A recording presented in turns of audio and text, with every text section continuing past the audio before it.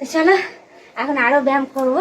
হ্যাঁ, সেগুলো তো করা হয় না, কারণ এখন মামামকে ডান্স ক্লাসে ভর্তি করেছি। হ্যাঁ, এইসব ব্যায়াম দেখি ওখানে করাচ্ছে, ঠিক আছে। এবার আমার পক্ষেও বেশ ভালোই হয়েছে। আমিও মাঝে সাঝে একটা ম্যাডামের কাছ থেকে ডান্স স্টেপ কয়েকটা তুলে নিচ্ছি। সেই ম্যামটাই বললো যে শরীরে সবার প্রথমে তোমাকে এখানকার পেটে যে ভুঁড়িটা, সেই ভুঁড়িটা কমাতে হবে, তাহলে তোমার ডান্সটা ঠিকঠাক হবে, ঠিক আছে। তো তার জন্য আমাকে এই ব্যায়ামগুলো তিনি শিখিয়ে দিয়েছিল ভুঁড়ি কমানোর জন্য। তো যার জন্য আমি এই ব্যায়ামগুলো এখন রেগুলার করছি। তো তোমরা এখন দেখে বলো যে আগের তুলনায় আমার ভুঁড়িটা কমেছে কি কমেনি। মনে হয় একটু কমেছে, ঠিক আছে।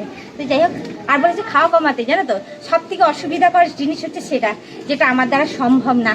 খাওয়া কমানো যাবে না, কারণ খেতে আমি এমনিতেই ভালোবাসি। আর তার মধ্যে যদি সামান্য একটুখানির জন্য যদি আমি খাওয়া কমিয়ে দিই, তাহলে আমার কী হবে বলো তো, কী হবে বলো তো আমার? তারপর দেখো মাথা ঘুরবে, এই ঘুরবে, এই ঘুরবে। বাবা খাওয়া কমিয়ে ওই শরীর কমাতে পারবো না, খেয়ে দিয়ে শরীর কমাবো, সেটা বেটার। তো যাই হোক, আমি তো আপাতত ওনার কথা শুনিনি, ওনার সাথে একটা কথাই শুনেছি, ব্যায়ামটা। সেই ব্যায়ামটা আমি কন্টিনিউ করে দিচ্ছি, ঠিক আছে। কিন্তু